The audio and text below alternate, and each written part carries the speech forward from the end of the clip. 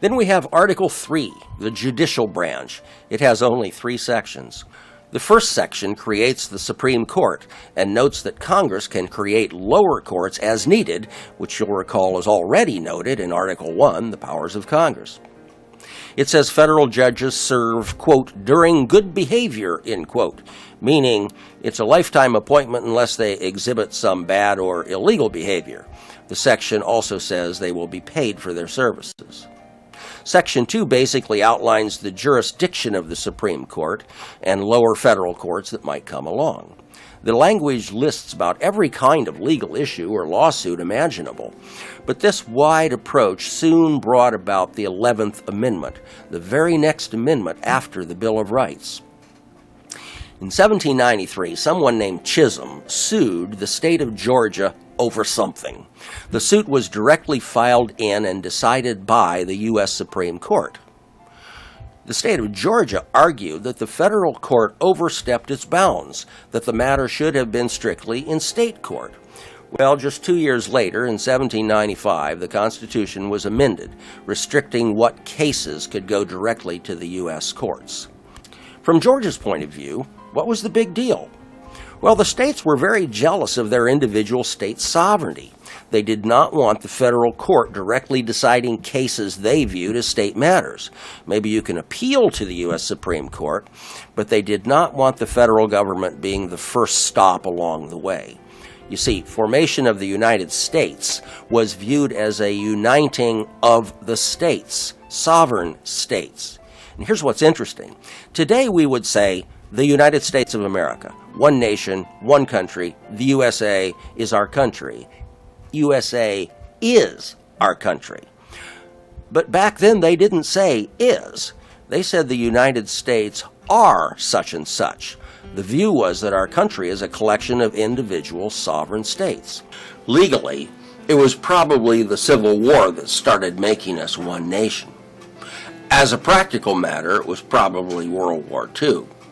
Politically, it was probably passage of the various civil rights acts of the 1960s. The next thing mentioned is that trials will be by jury except for impeachment, which we've already covered. Then it again defines treason, but makes the point that in punishment for treason there shall be no bill of attainder and no corruption of blood. A crime is a crime, and punishment has to apply the same to everyone. That's about what the Constitution outlines regarding the judicial branch. The millions of other words of rules and process about the courts have come from case rulings and precedents, which is based on the previously discussed old concept of English common law. Article 4, the states, includes some basic things which are also mentioned elsewhere in the Constitution, and at least one thing that historically is significant and controversial. The basic things include full faith and credit. It says that a given state must share with other states information about any public acts, records, and judicial proceedings. It requires states to cooperate with each other. Article 4 says that the federal government will guarantee that each state will have a Republican form of government, government elected by the people. That does seem basic, but what it says is that if, in a given state, some strongman or organization or paramilitary group tries to take over the government and create a dictatorship, the federal government was obligated to step in militarily if necessary and restore control to properly elected leaders. Other basic things. A citizen of a state is entitled to all the privileges and immunities of citizens of all states. It means we are one nation.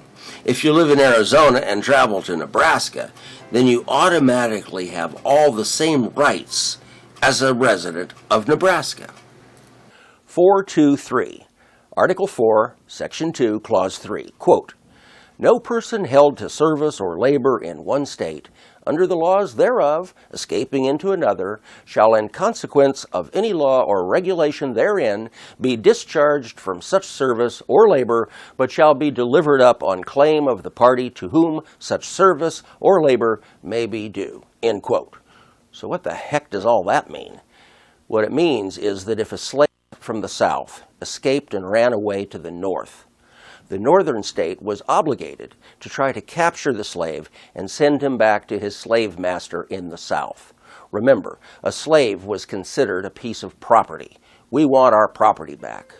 This was something that anti-slavery people went along with for the sake of getting agreement for the original Constitution, but that doesn't mean that they went out of their way to send escaped slaves back south. Okay, that's an overview of the original Constitution, the one about which everyone in politics claims to be an expert. But I repeat, what we covered here is not every clause nor every detail. That would take hours or days.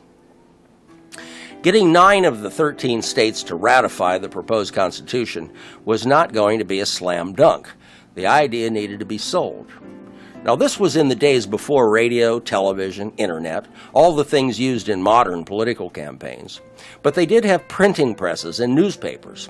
So a few of the drafters started writing essays explaining the provisions of the proposed Constitution and urging its approval. These collected writings later became known as the Federalist Papers. The sentences and paragraphs in it are not laws, not part of the Constitution, but they're the best record of what the Founding Fathers had in mind, what they were thinking in designing our system of government. So when current-day politicians pontificate about the Founding Fathers meant this or that in the original Constitution, one should hope that those politicians have carefully studied the Federalist Papers. There were 85 papers. Most of the Federalist Papers were written by Hamilton and Madison. John Jay wrote 5 of the Federalist Papers, and he took sick during the campaign and therefore didn't write as many as the others. The essays were published for the most part in newspapers in New York under the name Publius.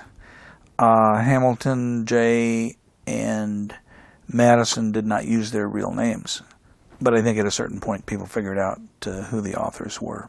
They are, by most accounts, the most important works of political theory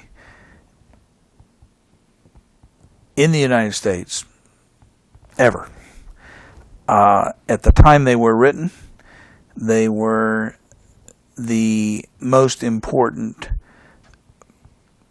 pieces justifying a Republican form of government. But keep in mind that out among the states, ratification was not an election day where voters showed up and cast ballots. Rather, it was votes cast within the state legislatures for the Constitution or against it. There was one exception. Rhode Island, which you will recall did not send delegates to the convention, did not sign the Constitution, Rhode Island held a referendum vote of the people.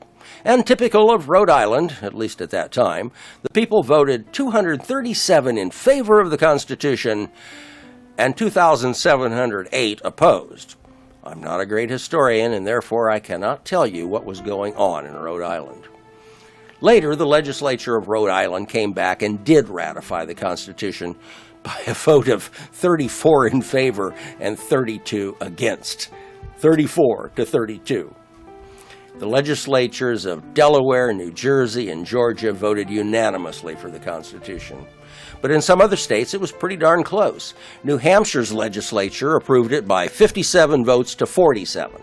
Virginia, that gave us George Washington and Thomas Jefferson, approved the Union by a vote of only 89 to 79. In Massachusetts, that had suffered so much mistreatment by the Brits, the vote was 187 to 168. And in New York, the Big Apple, the American icon, the legislature approved our Constitution, but just barely, 30 to 27.